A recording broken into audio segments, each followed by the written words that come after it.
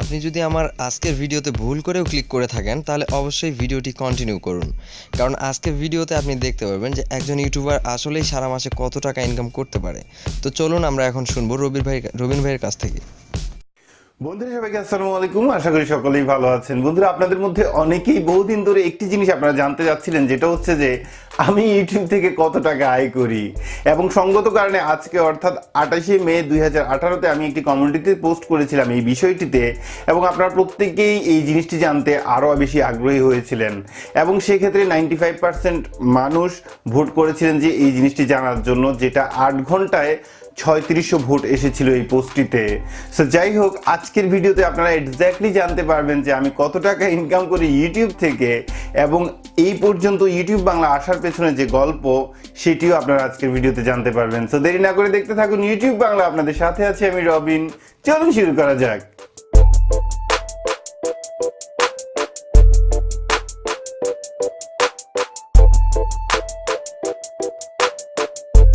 বন্ধু, সর্বপ্রথম আমি যে কথাটি বলতে চাই আপনাদের উদ্দেশ্যে বা ইউটিউব বাংলা চ্যানেলের যত সদস্য আছেন বা এই মুহূর্তে যারা ভিডিওটি দেখছেন, আপনাদের প্রত্যেককেই যে কথাটি বলা সেটা হচ্ছে যে থ্যাংক ইউ আপনাদের সবাইকে। এর কারণ হচ্ছে যে আপনাদের কারণে আজকে ইউটিউব বাংলা চ্যানেলের এতটুকু অবস্থান, এবং ভবিষ্যতে আপনাদের সাপোর্টের কারণে হয়তো আরও অনেক দূরে এগিয়ে যাবে। এবং সেই সাথে আমি আরও একটি কথা বলতে চাই, যদি কেউ এই ভিডিওটি আপনাদের নিজেদের চ্যানেলে আপলোড করতে চান বা এই ভিডিওটির ক্লিপ আপনারা আপলোড করতে চান আপনাদের চ্যানেলে, সেক্ষেত্রে কোনো সমস্যা নেই, এটি থাকবে কপিরাইট ফ্রি। কারণ এই ভিডিওটি আমি তৈরি করছি শুধুমাত্র আপনাদেরকে মোটিভেশন দেওয়ার জন্য। আর তাছাড়া কমিউনিটি পোস্টে একটি কমেন্ট এসেছিল এরকম, যে আমি যদি এই ব্যাপারটি জানাই তাহলে আপনারা আরও অনুপ্রাণিত হবেন এবং উৎসাহিত হবেন ইউটিউবে কাজ করার জন্য। সো যাই হোক, সর্বপ্রথম আমরা জানবো যে একজন ইউটিউবার ইউটিউব ছাড়াও ইউটিউবের বাইরে থেকে স্পন্সরের মাধ্যমে কত টাকা আয় করতে পারে। অর্থাৎ গত 3 মাসে আমি ইউটিউব বাংলা চ্যানেল থেকে কতগুলি স্পন্সর পেয়েছি এবং সেগুলি কি কি ছিল এক নজরে দেখে নেওয়া যাক।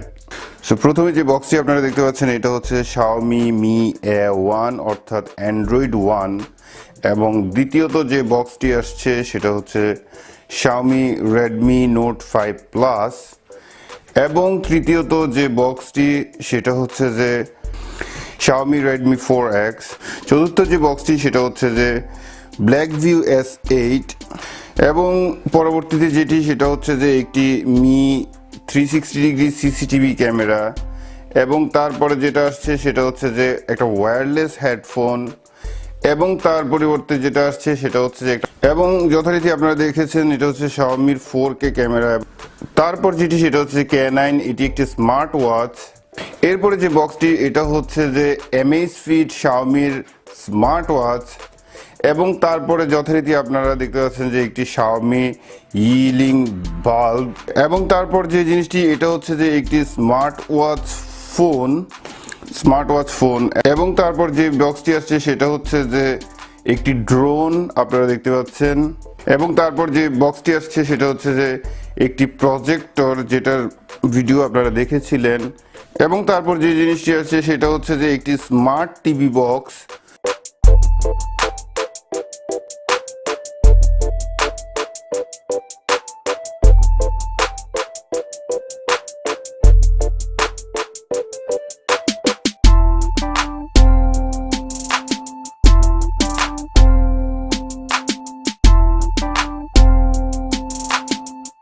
বন্ধুরা, এইসব ছাড়াও আরো অনেকগুলি প্রোডাক্ট ছিল যেগুলি এই ভিডিওতে মিস হয়ে গেছে। তাছাড়া এখানে যে দুইটি ফোন গিভওয়ে ছিল, একটা হচ্ছে যে S8 এবং আরেকটা হচ্ছে Mi A1, যেটা আমি পুরস্কার ঠিকই দিয়েছি, কিন্তু সেটার পরিবর্তে আমি এগুলিকে কিনেও নিয়েছি, কারণ এগুলি আমি চেয়েছিলাম একটা স্মৃতি হিসেবে রাখার জন্য। সো যাই হোক, এন্টায়ারলি এই প্রোডাক্টগুলিকে যদি আপনি ক্যালকুলেশন করেন, এখানে $3000 উপরে আছে।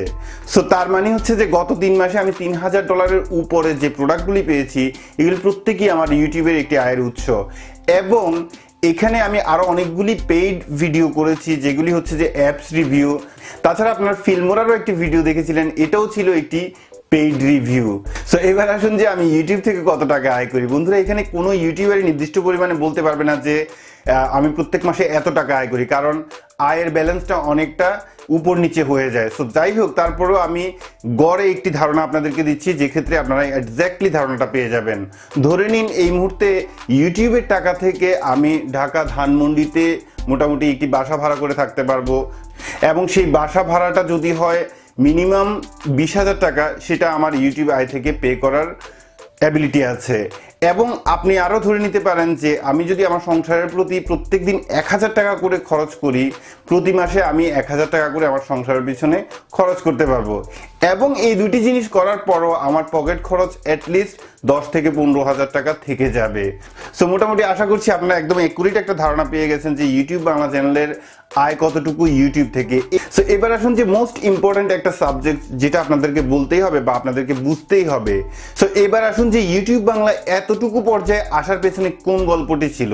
বন্ধুরা, প্রথমে আমি যখন ভিডিও আপলোড করতাম সবসময় আমার মাথার মধ্যে একটি জিনিস কাজ করতো, যেটা হচ্ছে যে যেটা আমি করছি বা করে দেখাচ্ছি এটা যেন সর্বপ্রথম আমার নিজের বেলায় কাজ করে। দ্যাট মিনস এটা যদি আমার বেলায় কাজ করে সেক্ষেত্রে আরেকজনের ক্ষেত্রে কাজ করবে।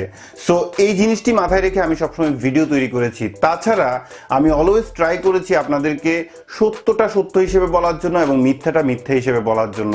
এবং আপনারা হয়তো জানলে অবাকও হবেন, আমি বিগত দিনে অনেকগুলি স্পন্সর রিজেক্ট করেছি যেখানে অনেক লোভনীয় অফার ছিল। জাস্ট সম্প্রতি একটি ইমেল এই মুহূর্তে আপনারা দেখতে পাচ্ছেন, যেটা হচ্ছে যে ইন্ডিয়ান একটি company, mobile phone company itel থেকে একটি অফার এসেছিল, যেটা হচ্ছে $300 তারা আমাকে পে করবে শুধুমাত্র একটি রিভিউর জন্য, এবং সেই সাথে $150 থেকে $200 একটা ফোন দিবে। এবং সেখানে তাদের মেইন শর্তই ছিল যে নেগেটিভ কোনো কিছু বলতে পারবো না। সো এই ক্ষেত্রে আমি এই অফারটিকে করে দিয়েছি রিজেক্ট।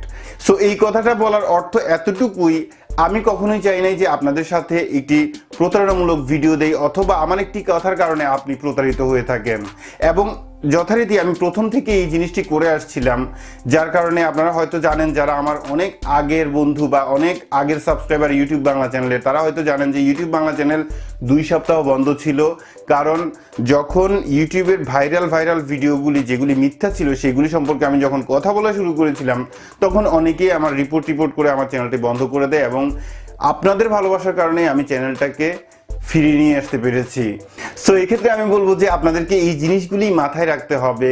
সো মোটামুটি আমি মনে করছি যে ইউটিউবে কাজ করার ক্ষেত্রে আপনার প্রথম যে জিনিসটি লক্ষ্য হওয়া উচিত সেটা হচ্ছে যে আপনি যেটা দেখাবেন সেটা যেন আপনার ক্ষেত্রে কাজ করে। দ্বিতীয়ত হচ্ছে যে কোনো ধরনের কোনো মিথ্যা বা ধোঁকাবাজি ভিডিও দিয়ে কোনো অবস্থাতেই আপনার অডিয়েন্সকে কখনোই প্রতারিত করবেন না। তৃতীয়ত হচ্ছে যে আপনার প্রেজেন্টেশনের দিকে লক্ষ্য রাখুন, যে ক্ষেত্রে আপনার একজন ভিউয়ার আপনার ভিডিওটা দেখে মজা পায়।